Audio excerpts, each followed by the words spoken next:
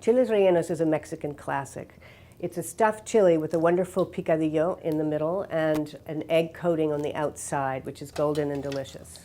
It can be a little intimidating at first if you're not used to it, but it doesn't have to be. And in this video, I'll show you the secrets to stuffing and frying them.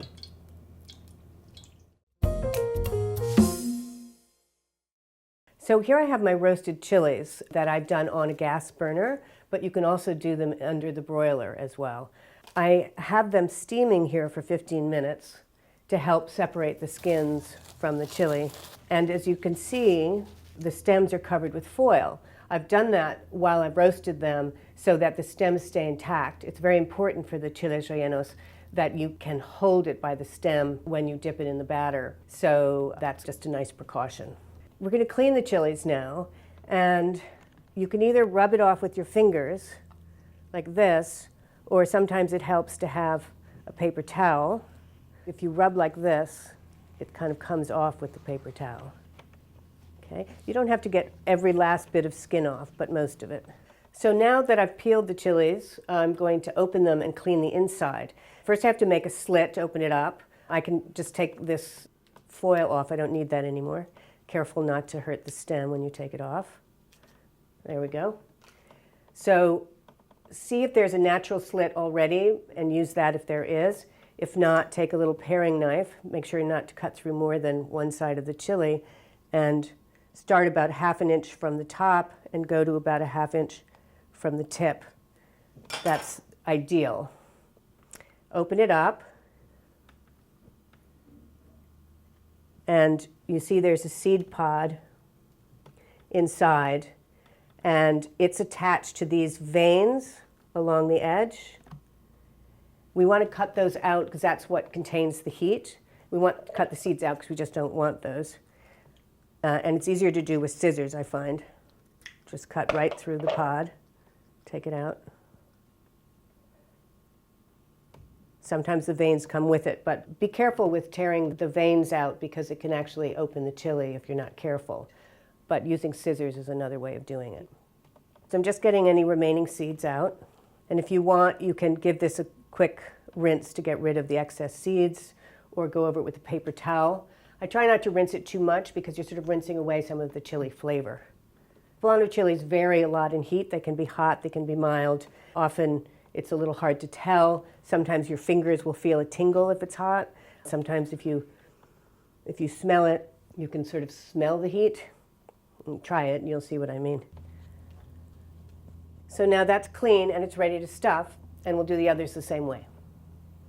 This is a recipe by cookbook author Maricel Priscilla, and the stuffing is similar to a picadillo. It's a ground beef-based mixture that has some raisins and almonds and little spices in it. So now I'm ready to stuff. We want about ½ cup of stuffing in each chili. So open it up. So depending on the size of your chilies, just fill it full, push it up to the top, and then some more.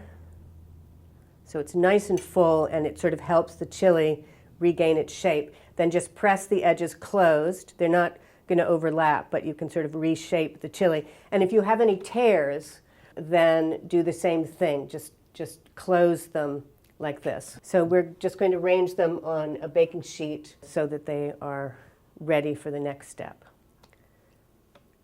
Press it in. Okay, you see this is a little more torn, but it's fine. You just press it back into shape, push it up into the top. I can get more in there. Excellent.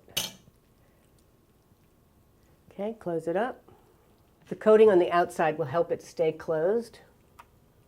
There we go.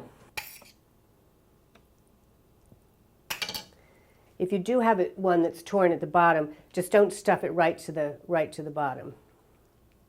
Make it a little heavier at the top. So now we're ready to fry the chilies. So first we're going to heat our oil, and let me turn this on. And I've clipped a thermometer to it so we can tell when it's about 350 degrees, which is what we're looking for. You want a pan that's big enough to do 2 or 3 chilies at a time. So first we're going to mix the flour with a little bit of salt for flavoring. And this is what we're going to dredge the chilies with first. And then we're going to make an egg batter. So the egg batter consists of egg whites that are beaten and then yolks that then get beaten into the egg whites as well on low speed. So let's go ahead and do that. First I have a little salt to add to my egg whites to help them beat up nicely.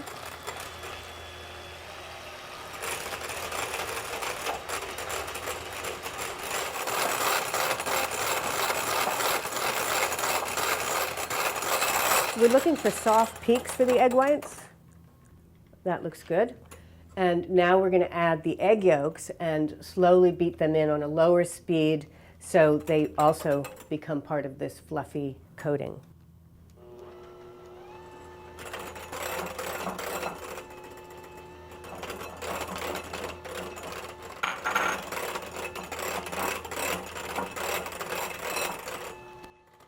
The egg yolks help give the coating a richer flavor and also a richer brown color when they're fried. So now our oil is just about at temperature, 350. We can start coating the chilies. So first, flour. You can use a spoon to help. Or drop it in and turn it around. And then knock off the excess. Then I'm going to hold it by its stem and dredge it in the egg and use a spatula to coat it all around. Pull it out and then carefully drop it in the oil. We're going to cook it for about a minute or two on the first side till it gets a nice golden brown and then flip it over. So while that's starting, let's put another one in. Okay, flour. Coat it all around, knock off the excess, and then holding it by the stem, put it in the egg batter.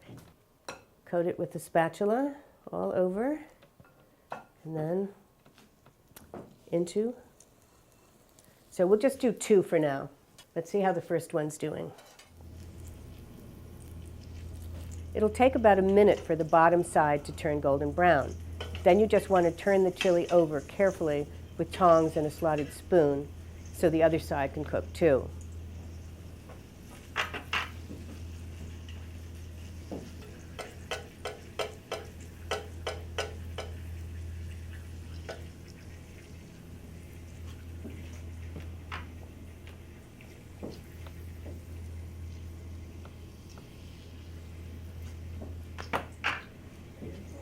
So this one looks about ready, and we are going to transfer it to paper towels to drain. Let the excess oil drip off. Just want a little more color on the side here. Okay.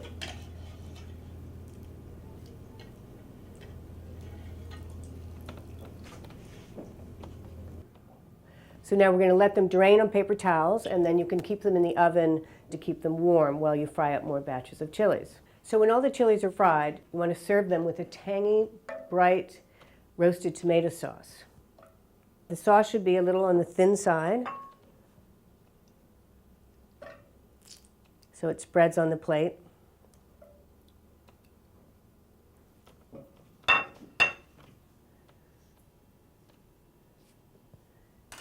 And there you go.